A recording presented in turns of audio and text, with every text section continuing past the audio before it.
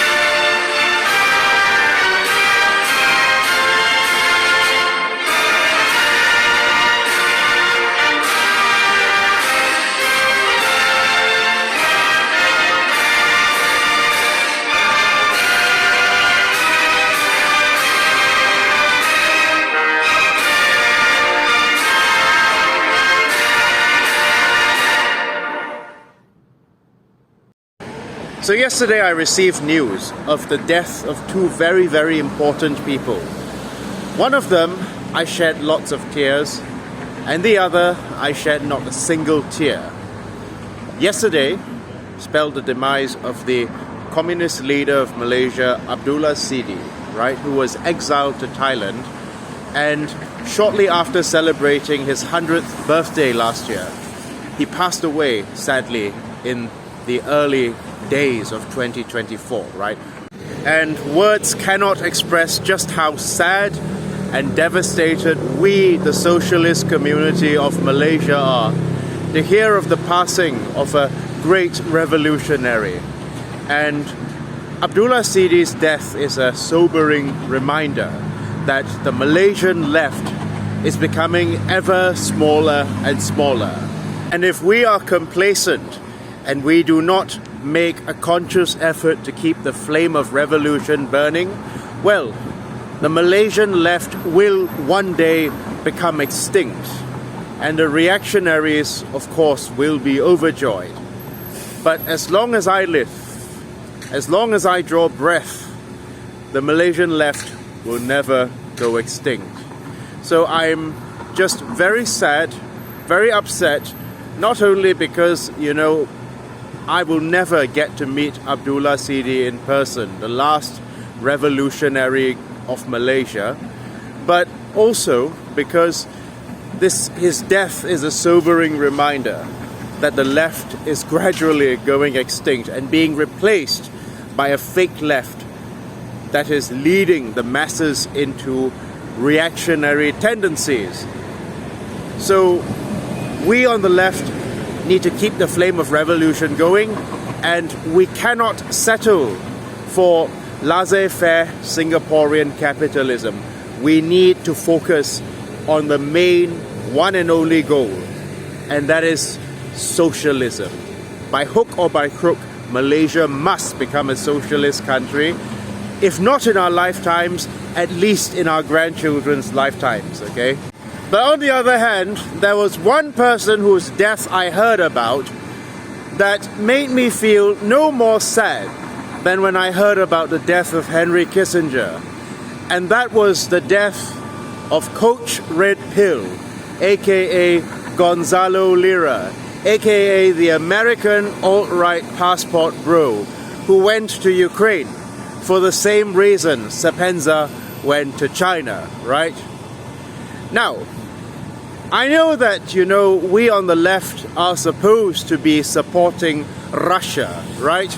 Because Russia is supposed to be the geopolitical enemy of the imperialist West, right?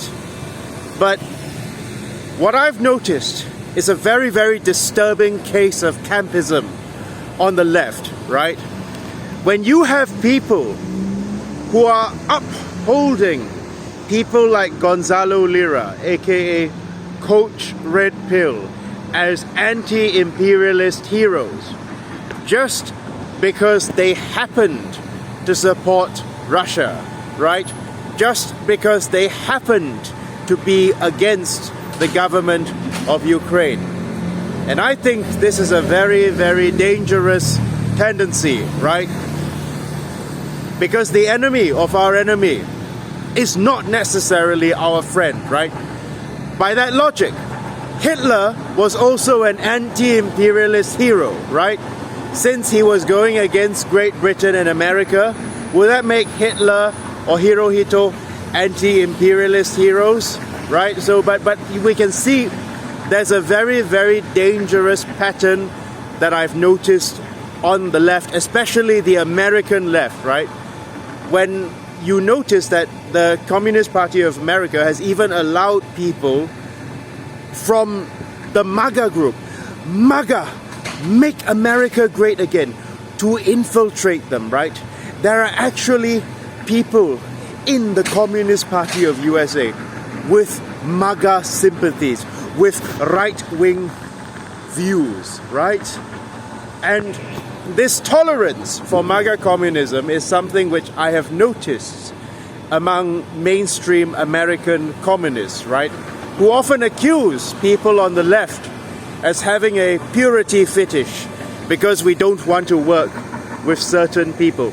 They say that it is just a Western leftist problem, that Asian socialists like myself, I'm part of the Socialist Party of Malaysia, would be fine working with people like Jackson Hinkle or Coach Red Pill. No, absolutely not, right? There are people who are now treating Gonzalo Lira as if he's some kind of a saintly martyr because he happened to have been killed by the fascist Zelensky regime, right? And they can't seem to hold two thoughts in their head, that Zelensky's Azov regime is bad and the American fascists who are supporting Russia because of Tradcon values are also bad, right? But let me get one thing straight. Gonzalo Lira was not a saint. Gonzalo Lira was an awful human being. And I'm not saying this because I was told he was an awful human being. I'm saying this because I study the right wing closely, right? I study the alt-right very closely because, you know, if you want to know your enemy's thought patterns, you really, really need to study them. I've spent hours watching Red Pill, MGTOW, reactionary videos. I have read Thomas Sowell's book, White Liberals and Black Rednecks, right? And I certainly am very familiar with Gonzalo Lira's alt-right channel, Coach Red Pill, which is a cesspit of horrible misogyny and xenophobia, right? And I have seen the sort of stuff he put out. So no, don't try to patronize me by saying, oh, you don't know this guy, you're just listening to what other people have said about him. Oh, I know Gonzalo Lira. I know Jackson Hinkle's good friend. I'm very familiar with his channel, right? And I force myself to watch lots of PragerU videos. I force myself to watch lots of reactionary right-wing videos. And I think I am very, very familiar with what Mr. Lira stands for. And guess what? It's not communism, it's not socialism, and it's not even anything remotely resembling what a socialist or even a liberal would want, right? Because Gonzalo Lira was so misogynistic, so far right, and so problematic that he even made Andrew Tate, yes, Andrew Tate, seem reasonable, right? I'm not gonna put his videos, I'm not gonna show you clips of his videos in this channel. You just go watch it yourself. I'll put a link to his videos in the description box, right? But the point is, Lira was not a saint. Lira was a Western chauvinist, right? If you watch his video entitled American Women Are Garbage, or, you know, he even encourages Western incel men to go and passport bro in developing countries, right? He has actually openly expressed the supremacy of Western culture. He has openly expressed his idea that, you know, that Western men are in demand in third world countries. So he is no different from a guy like Serpenzier or Lawai 86, right? The only difference is that, well, he just so happens to agree with you geopolitically, right? So you support him. But this is also a guy who supported fascist Pinochet, right? He's a guy who actually said openly, Lira actually said openly, that the smart Chinese went to Taiwan while the dumb Chinese stayed in China. Yeah, go watch his video, America's Taiwan. You know, don't just take my word for it. Go study his channel yourself. Study Gonzalo Lira's thought patterns yourself. The channel is called Coach Red Pill, CRP, and you will realize that this person was not just a reactionary. He was an extreme reactionary, right? Who was basically cultivating an army of alt-right haters, right? And this is the person that some in the American left are now promoting as an anti-imperialist hero. Why? Because he was killed by Zelensky? What makes you think that his views, in his personal social views, are any different from Zelensky's?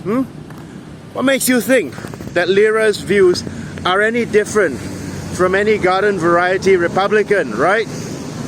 What makes you think that Lira had any interest in protecting the global south from imperialist domination, right? Because let me tell you something. Gonzalo Lira, his followers, have absolutely no problem with sexpats. They have absolutely no problem with passport bros. And Lira has absolutely no problem with fascism, right? Because Lira was a Pinochet supporter, right? So what I'm saying, to keep this video short, is don't just promote anyone as some revolutionary hero just because the person says things that you agree with, right? Look, if Hitler says 1 + 1 = 2, of course 1 + 1 = 2, but that wouldn't make Hitler some revolutionary hero, right? Like if Winston Churchill says the sky is blue, are you suddenly gonna say that Winston Churchill is a wonderful revolutionary hero? Huh? Look. Okay, look. It is not a purity fetish to be concerned, rightfully concerned, about the lionization of these problematic far right-wing characters like Gonzalo Lira, just because they happen to have the right geopolitical stances from time to time, right? Let me put it that way. And secondly, the danger of lionizing these people is twofold. First, it normalizes reactionary thought patterns in the left, right? And it basically, when you allow all these misogynists and racists and xenophobes to come to infiltrate the left wing, what are they gonna do? What are they gonna do?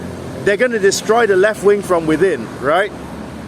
But it also puts off nice, normal, decent people from supporting our left-wing causes. Let me give you another example from my own country, Malaysia.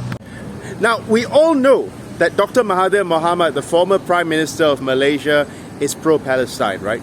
We all know that Dr. Mahathir Mohamad is vehemently pro-Palestine.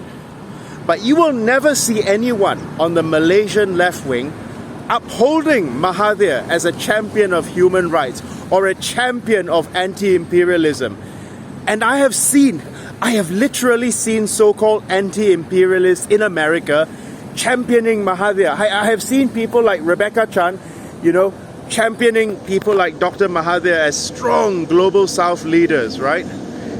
when no one in their right mind in the Malaysian left, I'm part of the Party Socialist Malaysia, okay, so I do know what the Malaysian left is. No one in their right mind in the ever-shrinking Malaysian left would champion Mahathir, a xenophobe, a racist who hates Indian people to the core, and recently he made a comment that Indian Malaysians are not completely loyal to Malaysia. Ironic, because Mahathir's grandfather himself is an Indian, right? Was an Indian, pardon me.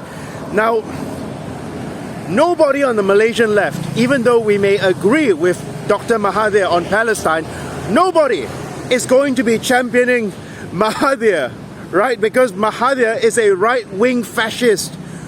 Just because he agrees with us on Palestine, we're not going to basically make him a figure in our movement, because it will do more damage than good for our movement, you see. So no one in their right mind would ever deign to champion Dr. Mahathir as part of the basically part of the progressive movement, just because he's progressive on Palestine. But more importantly, the reason why people like Mahathir are pro-Palestine is not so much that they're very concerned about the Palestinians, but because they hate Jews more than they love Arabs. Yeah, I mean, you can be upset about the Zionist regime's abuses and excesses in Palestine, right? But there's no excusing comments like hooked nose, like Mahathir called the Jewish people hooked nose, among a slew of other things, right? And that is not someone we have to accept as part of our left wing, right? It's not a purity fetish just because we don't want to basically lionize people like Mahathir just because they happen to share our views. We need to have some integrity, man. We need to actually have some integrity. That is to say, just because someone agrees with us, it doesn't mean we lionize that person if the person is a morally repugnant person, right? Because the left needs to have standards, right? The left needs to have standards. You can't let any Tom, Dick or Harry become part of the mainstream left. Otherwise, it's going to get polluted. One drop of poison spoils an entire jug of wine, you understand? So yes, you say we have a purity fetish. Wine cannot be poisoned. You can't say that, oh, I have a purity fetish because I won't put one drop of poison into a bottle of my wine. What's going to happen if you put a drop of poison into a bottle of wine? The whole bottle gets spoiled, right? Yeah, it's not... And finally, the last example I want to give you is the example of the American alt-writer Mr. Jackson Hinkle, who is also Gonzalo Lira or Coach Red Pill's good friend, right? Now, Hinkle is one of those red pill, right-wing, ultra-misogynistic Andrew Tate type of guys, right? And recently, you know, there have been some people on the American left, and I use the term very, very loosely, trying to rehabilitate Hinkle by saying, you know what, maybe he's not right on everything. Maybe Hinkle has some reactionary views, but you know, we can't just cross him off because Hinkle arrived at the right conclusions when it came to Palestine, right? May I remind you that Jackson Hinkle was on Tucker Carlson's show on Fox News, right? And Jackson Hinkle was nodding his head in agreement with Tucker Carlson.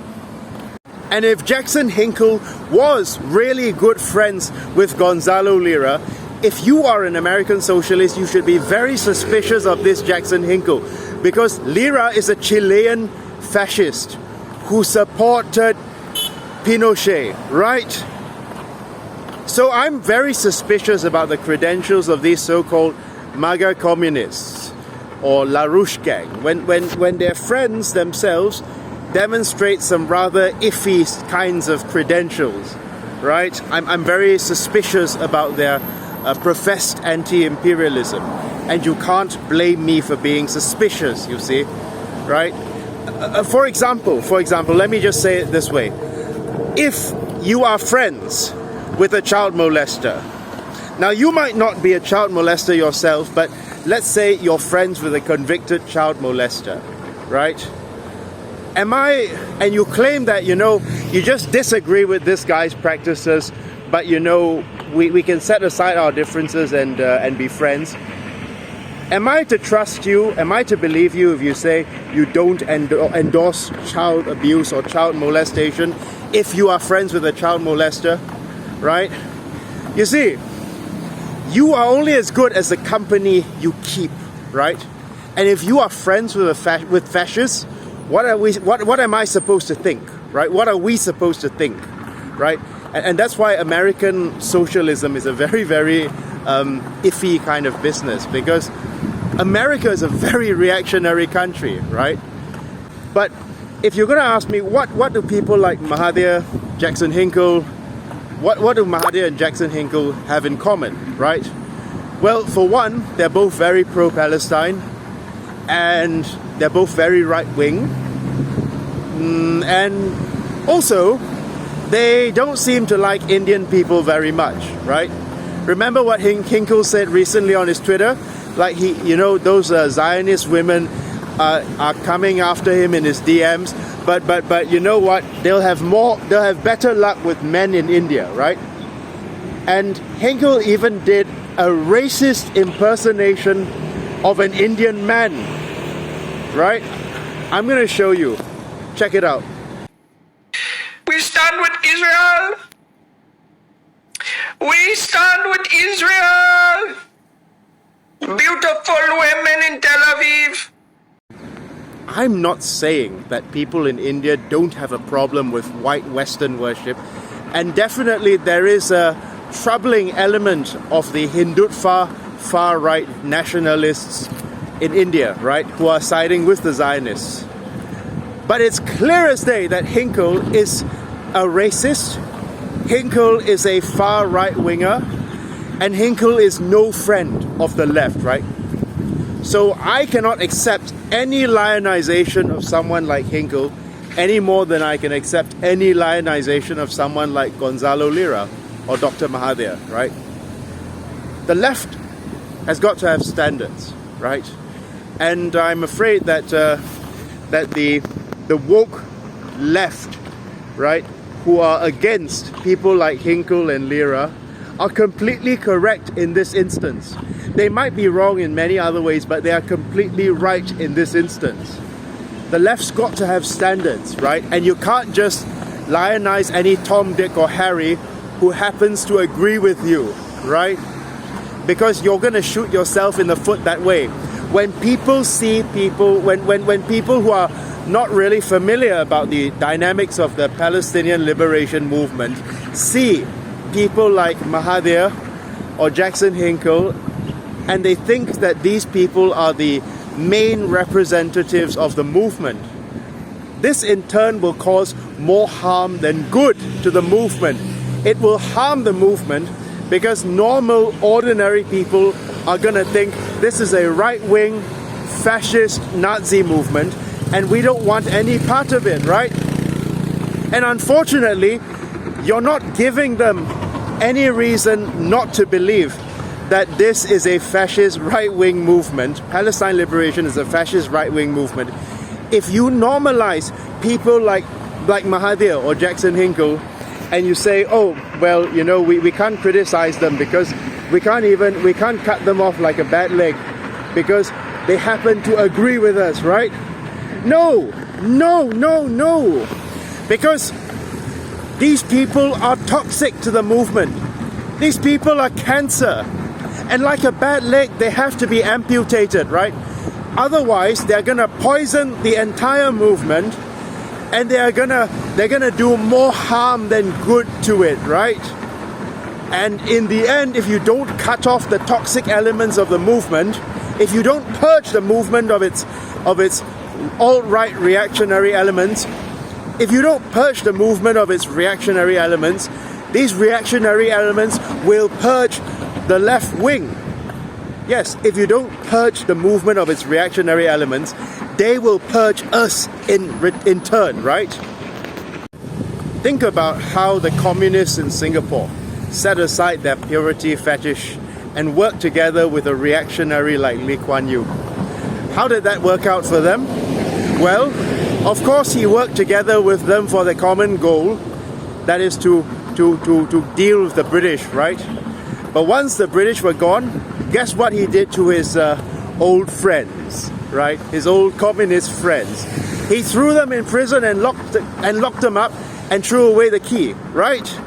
A reactionary leader never enters into an alliance unless he's absolutely sure he will have the upper hand in the end, right? And if you allow people like Jackson Hinkle or Mahathir to poison the well, not only will it alienate nice, normal, decent people from our socialist movement, but what's going to happen is that they are going to purge us in the end, right? They are going to purge us in the end and create their own version of National Socialism, right?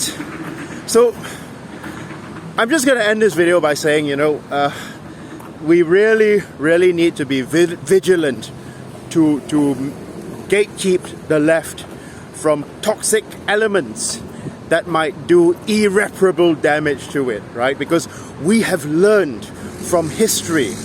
We have learned what happened to Lim Chin Siong after working with Lee Kuan Yew. We have learned what happened to Chin Peng after working with the British. We know what happens when you work together with reactionaries. It is making a deal with the devil, because they will always come out at the top in the end, right? So do not deal with the devil, even if he offers his hand for you to shake it. Thank you.